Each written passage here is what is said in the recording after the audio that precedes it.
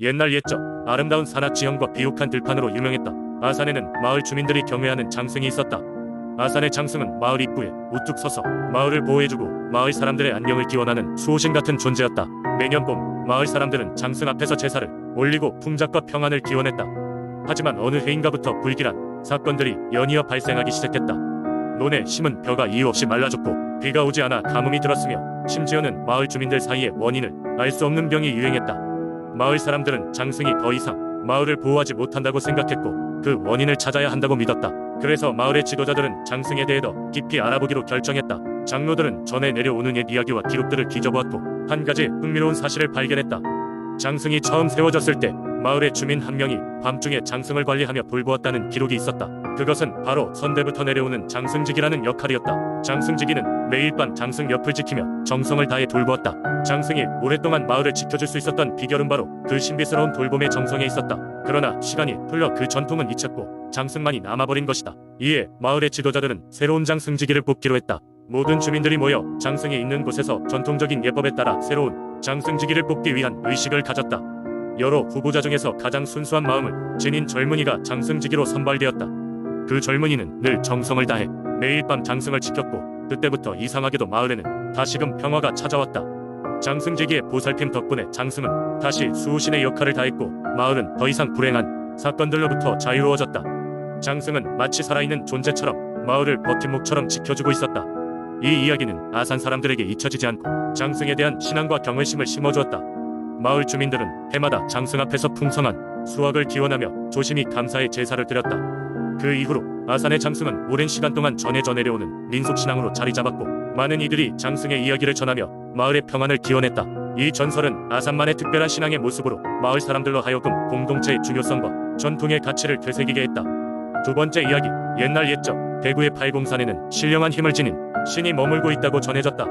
이 신은 자애로운 존재로 고난과 고통에 처한 사람들에게 도움을 주곤 하였으며 또한 팔공산을 수호하며 그 자연의 질서를 유지하는 역할을 맡고 있었다. 오랜 세월이 흐르며 팔공산 인근 마을 사람들은 이 신령을 공경하며 해마다 제사를 올리곤 했다. 그들 사이에는 신령이 기뻐온 마음으로 받아들이는 제물만이 신의 뜻을 잘 전달할 수 있다는 이야기가 전해졌는데 이는 주로 정성 가득한 음식을 제물로 삼는다는 것이었다. 마을 사람들은 종종 돼지고기와 갓 지은 따뜻한 밥 그리고 산에서 직접 수확한 여러 나물들을 바쳤다. 그러던 어느 비바람이 몰아치던 날 마을에 한 소녀가 태어났다. 이 소녀는 어릴 적부터 남들과는 조금 다른 점이 있었는데 예를 들어 마을의 오래된 나무가 언제 비바람에 쓰러질지를 정확히 예측하거나 사라졌던 가축을 어디서 찾을 수 있을지 알곤 했다. 사람들은 이 소녀가 팔공산 신령의 은총을 받았다고 믿었고 그녀에게 존경을 보이며 그녀의 말을 귀담아 들었다.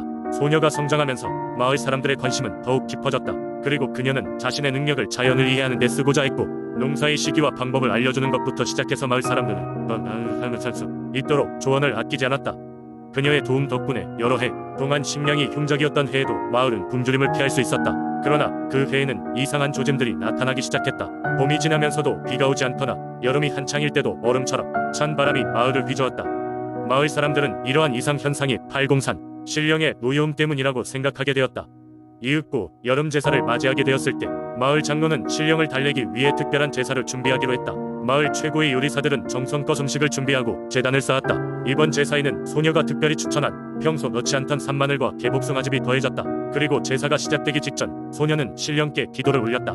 그녀는 모든 것이 다 신령의 뜻임을 깨달았으며 이 모든 시험이 신령이 마을 사람들의 진심을 보려는 것이라고 믿었다. 마음속 깊이 감사의 마음을 담아 그녀는 조용히 중얼거렸다. 그날 밤 마을의 하늘은 별들로 가득 찼고 맑은 달빛이 팔공산을 덮었다. 그리고 다음날 아침부터 하늘은 구름으로 뒤덮였고 곧이어 마을에 비가 내리기 시작했다. 그 비는 막히지 않고 부드럽게 며칠간 내려 마을의 모든 땅을 촉촉히 적셨다.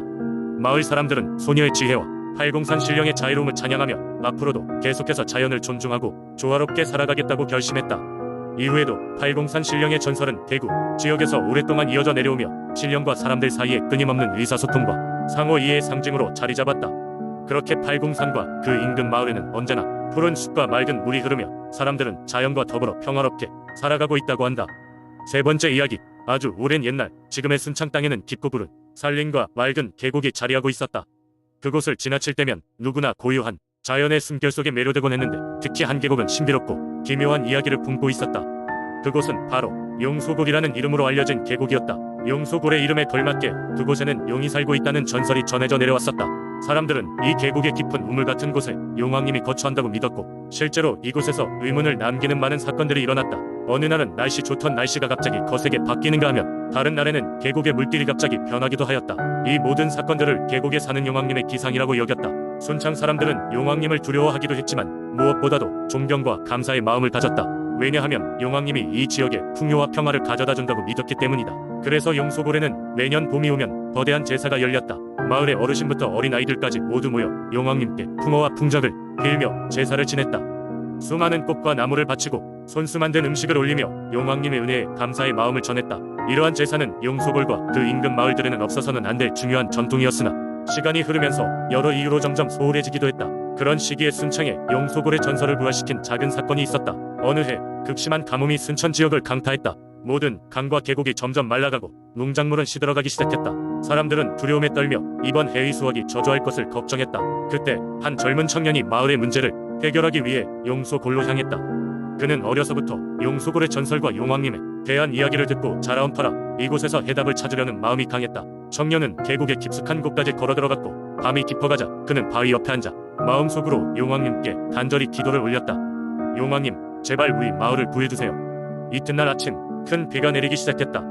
마른 계곡이 물로 가득 차올랐고 용소굴은 다시 맑고 청량한 물소리로 넘쳐났다.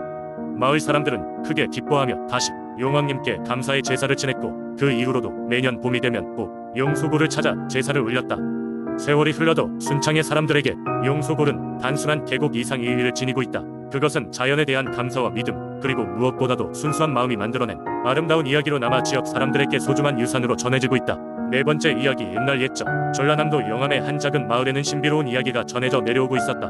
이곳 주민들은 모두 농사에 의지하며 살아가고 있었는데 여름이면 노란 벼맛이 한들한들 바람에 일렁이고 가을이면 풍성한 수확의 기쁨을 누리곤 했다. 하지만 이 평화로운 마을에는 누구나 알고 있는 전설이 하나 있었다. 그것은 바로 마을 뒷산에 사는 도깨비에 대한 이야기였다. 마을 사람들은 밤이 되면 도깨비가 나타난다고 믿었고 어른들은 아이들에게 밤에 혼자 돌아다니면 도깨비가 데려간다며 겁을 주곤 했다. 그 도깨비는 푸른색 피부와 뿔이 달린 기괴한 모습으로 묘사되었지만 놀랍게도 특별히 악한 의도는 없다고 전해졌다. 오히려 그 도깨비는 매년 결혼할 나이가 된 남녀를 이어주는 주선자 역할을 했다고 한다. 이런 전설을 들으며 자란 시골 소년 준수는 도깨비에 대한 이야기를 그저 옛날 이야기라 생각했다. 어느 날 밤 준수는 마을의 친구들과 강가에서 놀고 있었다. 해가 지고 달이 떠오르자 슬슬 집으로 가야겠다는 생각이 들었다. 친구들은 저마다 뛰어가며 헤어졌지만 준수는 마을로 가려던 길목에서 갑자기 작은 쥐를 보게 되었다. 쥐는 준수를 보자마자 놀란 듯 했지만 어쩐지 도망가지를 않았다. 그 대신 그 자리에서 꼼짝 않고 준수를 쳐다보았다. 준수는 왠지 모르겠지만 그 쥐를 두고 갈 수가 없었다. 그래서 사방을 둘러보며 조심히 쥐를 집어들고 마치 친구처럼 데리고 가기로 마음먹었다. 집으로 돌아온 준수는 조심스럽게 쥐를 보살폈고 쥐는 준수의 따뜻한 마음을 느꼈는지 점차 경계를 풀기 시작했다. 두 생명은 점점 가까워졌고 준수는 쥐에게 짬뽕이라는 이름을 지어주었다. 짬뽕은 준수가 학교에 갈 때마다 따라오고 들러나가 놀 때도 항상 함께했다. 이들의 우정은 시간이 지나면서 더욱 깊어졌다. 어느 무더운 여름밤 마을에 큰 비가 내리기 시작했다. 집에서 창밖을 내다보던 준수는 갑자기 짬뽕이 보이지 않는 것을 깨달았다. 혹시 비를 맞고 있는 것은 아닐까? 걱정된 준수는 우산을 잡고 마당으로 나갔다. 그런데 그곳에서 더 놀라운 광경을 목격하게 된다. 바로 그 전설에만 존재한다는 도깨비가 짬뽕과 함께 있었던 것이다. 푸른 피부에 뿔 달린 도깨비는 이마에 빗물을 흘리며 준수를 바라보았고 짬뽕은 어깨에 올라 준수를 향해 방긋 웃고 있었다.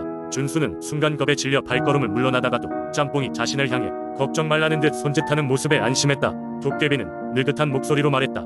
준수야, 내가 내게 나타난 건 고마운 마음을 전하기 위해서란다. 짬뽕에게 준 따뜻한 마음은 나에게까지 전해졌단다.